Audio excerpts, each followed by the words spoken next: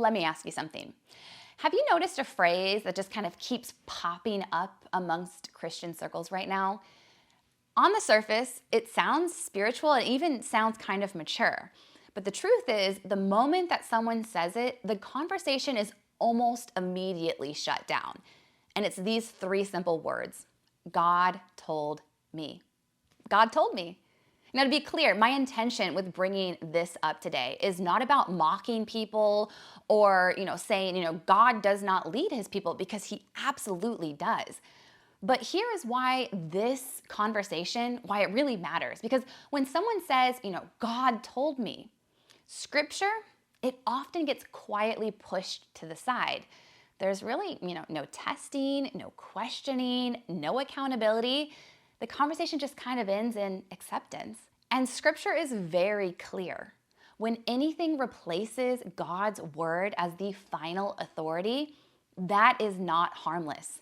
All right, the Bible calls that deception. And Scripture, it's not vague about where deception ultimately comes from. Jesus said, Satan himself is the father of lies. So when God's word is sidelined, we're not just dealing with confusion. What we're doing is we are opening the door to spiritual deception. So my goal is that by the end of this video, you will have two clear biblical tests that will help you to discern whether, something is truly from God, or if it's just quietly coming from your own human desire. Now, one of them is rarely talked about, so stick with me until the end of this video. Now, let me be very clear right from the start.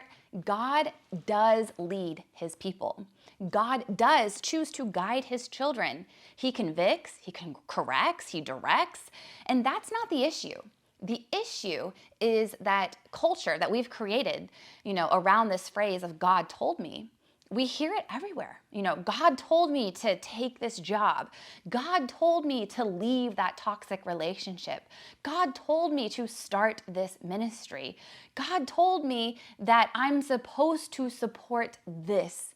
And, very often, Scripture is never really opened and cross-referenced. Instead of God's word shaping our decisions, a decision, it gets made first, and then it's stamped with God's name. And that, my friend, is very dangerous. Now, in a moment, I'm going to explain why this trend is thriving in churches today. And it actually has very little to do with rebellion. It has more to do with something that is a whole lot quieter, something much more subtle. But first, we need to talk about the real root of the problem. One of the biggest crises in the modern church, it's not persecution. It's not even obvious false teachings. It's biblical illiteracy. Now, many professing Christians simply do not know God's word well enough to tell the difference between, am I truly hearing God's voice, or are these my own internal thoughts? So feelings, what happens is they end up becoming the authority. Impressions end up becoming revelation, and sincerity, well, it replaces truth.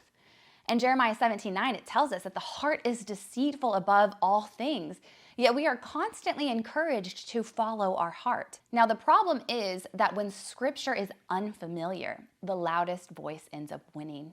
And most of the time, that voice sounds just like us. The Bible actually gives us clarity. In the book of Hebrews, it tells us that God, who spoke in many ways in the past, has now spoken to us through his Son, Jesus. 2 Timothy tells us that Scripture, well, it equips us for every good work. Not some, but every. And in Psalms 119, it says, God's word is a lamp to my feet and a light to my path. Now, here is the key. The Holy Spirit never contradicts the word that he inspired. God does not bypass Scripture to give private revelations that replace it or to override it entirely. And then that brings us to the first test. Test number 1.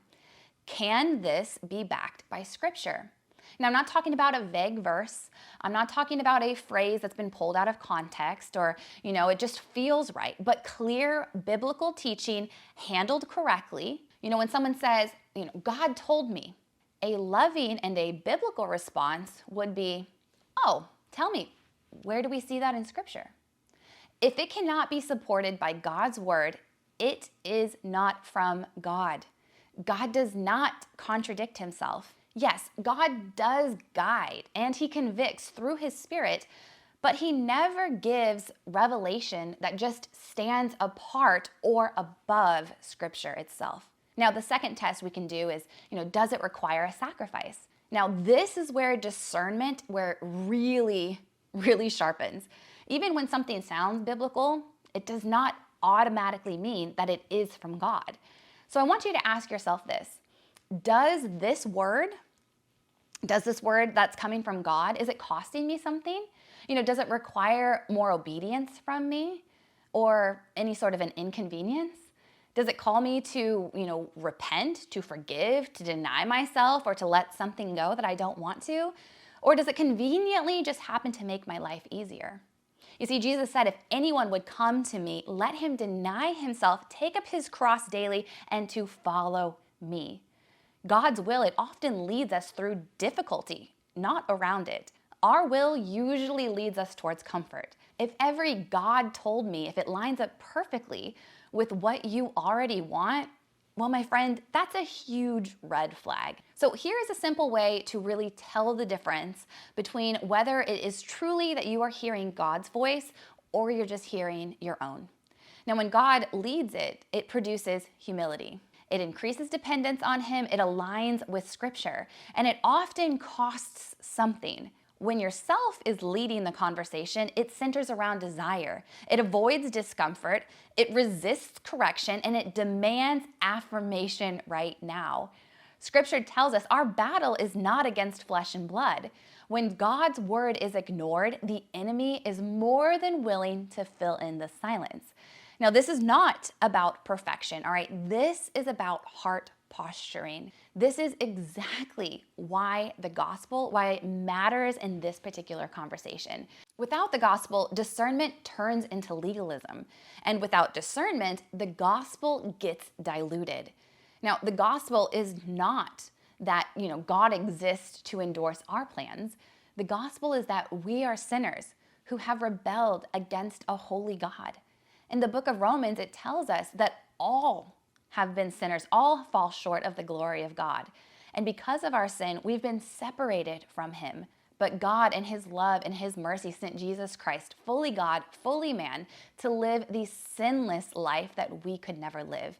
And he took the ultimate brutal punishment that we so deserve on that cross. And he laid down his life. He died. He was buried. He was raised 3 days later.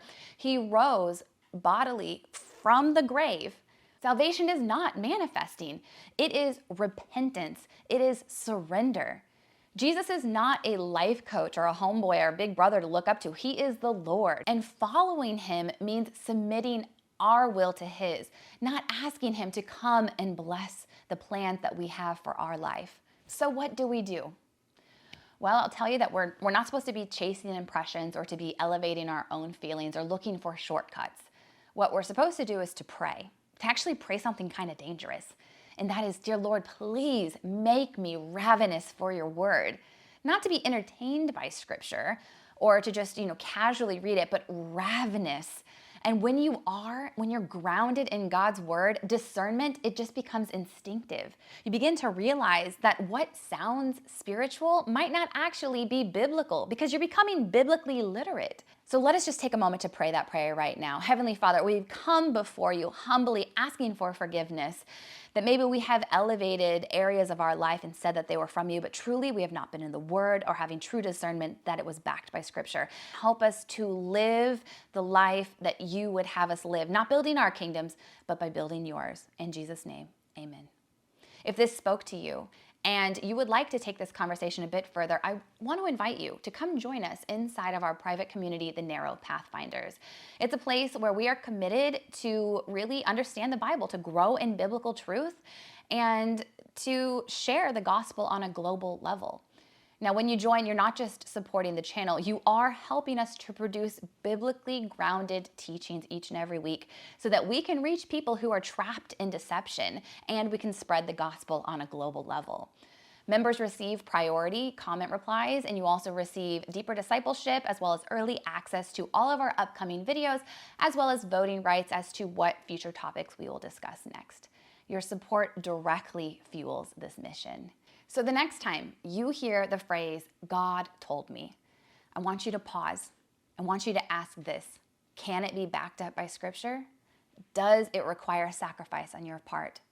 You see, God is not silent, but He will never compete with His word for authority. If you want to hear Him clearly, I want you to open your Bible, submit to it, and be willing to obey what it says, even when it costs you everything. Now, in the next video, we are going to be addressing something that the modern church rarely talks about. And this is a struggle that often gets minimized or overlooked. And I want to have this conversation not from a place of shame or attack, but just to bring truth and healing and freedom into the light so that we can, be strengthened as a body of believers collectively. I'll meet you there.